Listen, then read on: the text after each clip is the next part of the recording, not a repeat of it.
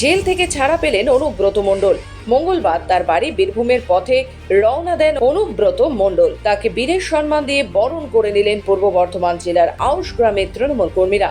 এদিন সকালে বর্ধমান সিউড়ি 2B জাতীয় সড়ক ধরে অনুব্রত মণ্ডলের কনভয় রওনা দেয় বীরভূমের দিকে। তার আগেই জাতীয় সড়কের বিভিন্ন জায়গায় দাঁড়িয়েছিলেন তৃণমূল কংগ্রেসের নেতা কর্মীরা।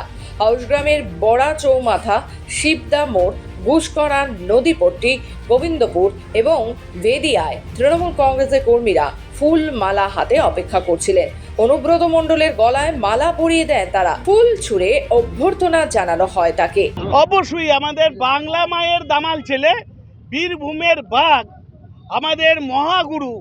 যেমন আমাদের দেবতা রূপে দেখি মাননীয় মুখ্যমন্ত্রীকে, দেবতা রূপে দেখি অভিষেক ব্যানার্জিকে, আর আমাদের লৌহ মানব যেটা আমাদের বীরভূমের বাঘ, আমাদের মহাগুরু।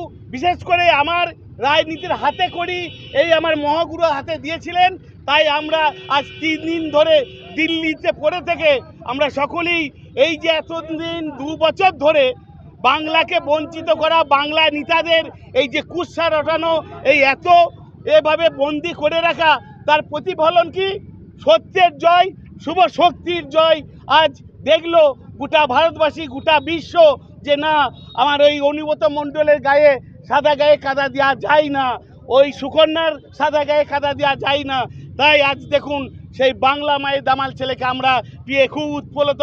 পূর্ব বর্ধমান থেকে সুমন বিশ্বাসের রিপোর্ট, খবর বাংলা।